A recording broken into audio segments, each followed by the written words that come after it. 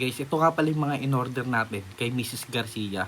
Umorder tayo ng barbecue liempo at meron din tayong chicken fingers. Para sa mga gustong mag-order nito, lalagay na lang natin sa comment section yung link para makapag-order din kayo ng mga ganito fresh and quality meats.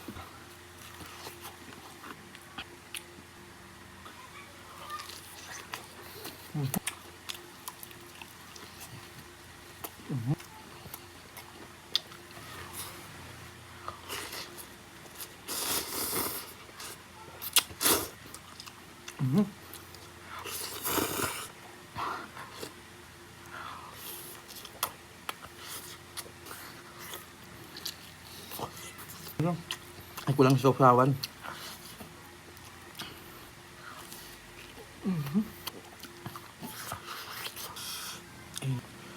Yan.